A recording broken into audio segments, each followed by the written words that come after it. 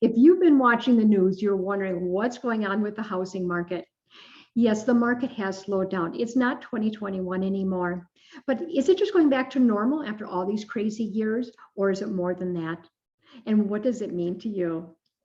Hi, I'm Diana Benson with Benson Appraisals in Gilbert, Arizona. We appraise residential properties in the Phoenix metropolitan area. I've been getting all kinds of questions about the housing market. They're curious about the Phoenix housing market and the Arizona housing market, and I hope this will help answer some of those questions. So as you know, mortgage interest rates have gone up, and every time they go up over 5%, activity really slows down. From August 22nd to September 22, the average payment for median price 1,500 to 2,000 square foot house in the greater Phoenix metropolitan area has gone up $432 a month, or 16%, and 53.9% from a year ago. That affects affordability. In fact, the household income required to qualify to make the payment on the average 1,500 to 2,000 square foot house, which is $3,000, is $131,000. So that means there are fewer buyers that can afford a home. Then there are the sellers that wanted to sell about a year ago, but they didn't because there wasn't any homes to move into. Now they're finally putting their houses on the market. Now the iBuyers have slowed down their purchases, so there's less competition, fewer buyers for those homes. This all results in a larger supply of homes. In fact, 162% increase just since March of 2022, and there's been a 39.5% decrease in contracts. Now, one area that hasn't seen much of a sharp increase is rent. There's only been a $4 a month change for the average 1,500 to 2,000 square foot home. Of course, this will prevent new investors from becoming new landlords, but the individual investors who are flipping homes are still profitable. In fact, they're buying about their average purchase is about $340,000 and selling for $400,000. However, the large iBuyers are not doing as well. For instance, Opendoor has 1,529 listings right now, and only 296 of them are in contract. The average price that they purchased the home for has been $496,000, and the average sales price has been $466,000, or in other words, a $30,000 drop per property. Now, of those sales, 77% have had concessions on the average of $6,000.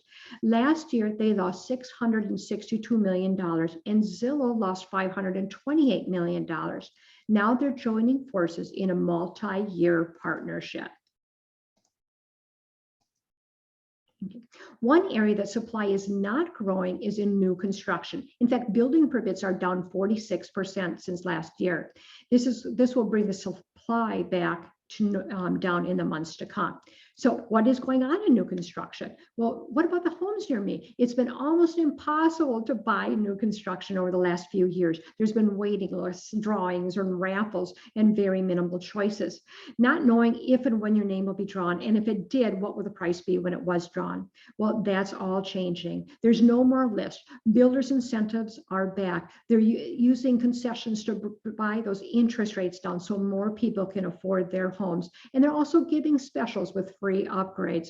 Now, during that same time period, the days on the market to sell a resale home has increased from 7 days to 33 days. You see a lot of price decreases right now, but those are mostly just the sellers bringing it down to the price where it should have been originally. Now, concessions have jumped from 3.2% of sales having concessions to 16% since February. The average list price has changed from 101.7% in May of 2022 to the current of 97.7%. Now,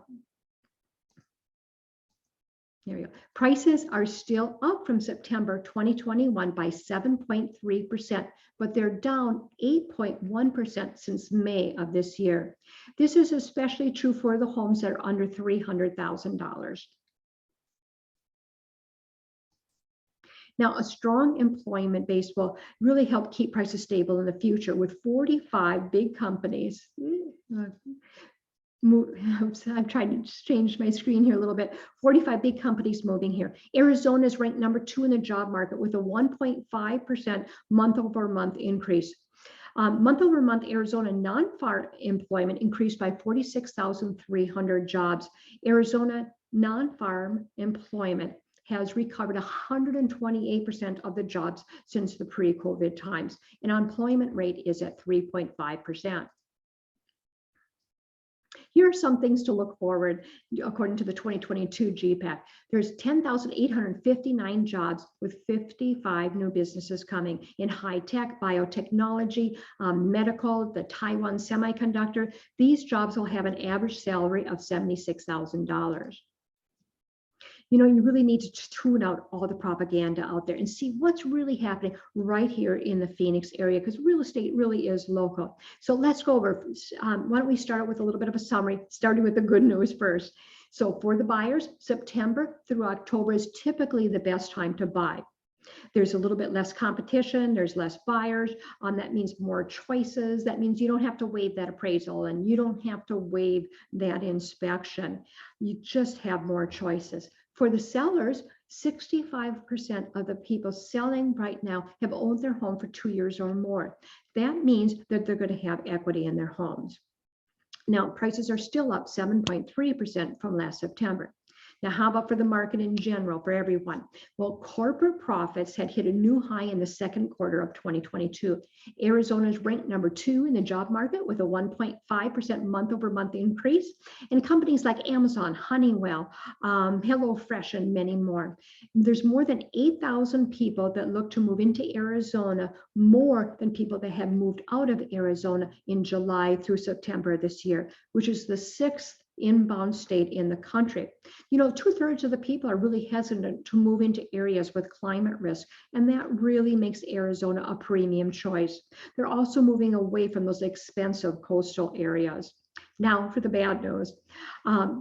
Opendoor is dragging those average sales prices down right now. And for landlords, median prices are staying about the same or declining just a little bit.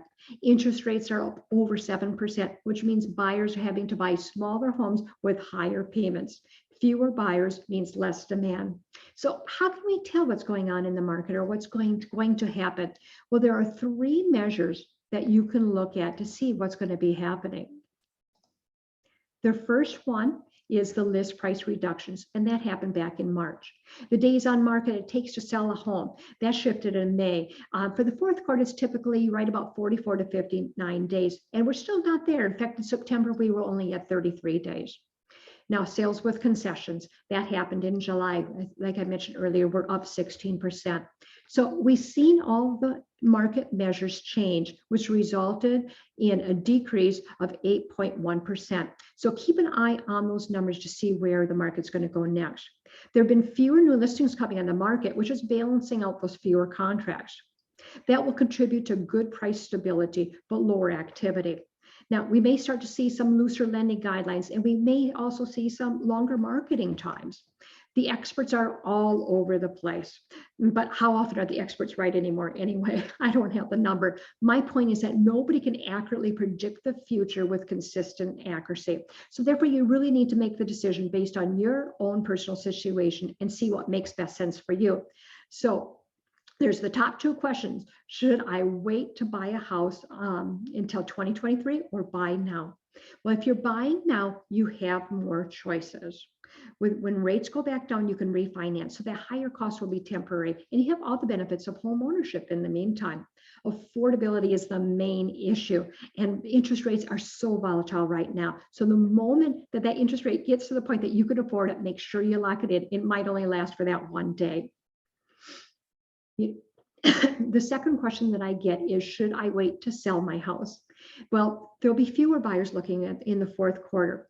But if you have to sell, things are still moving. But make sure that your expectations are realistic. You have to clean your house.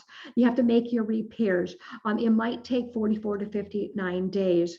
Make sure that you really make that house shine to compete against all the other homes. But if you don't have to sell, maybe after the first of the year, it might look a little bit better. Typically, prices are a little bit higher after the first of the year.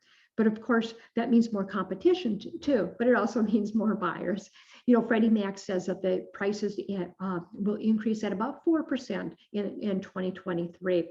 But really remember just to keep your eye on those measurements, price reductions, days on market, and seller concessions. So again, if you have to decide what is best for you in your current situation. If you have any other additional questions about the market, about appraisals, or you would like to order an appraisal, please feel free to reach out. All my contact information is listed here. There we go. All my information is listed here.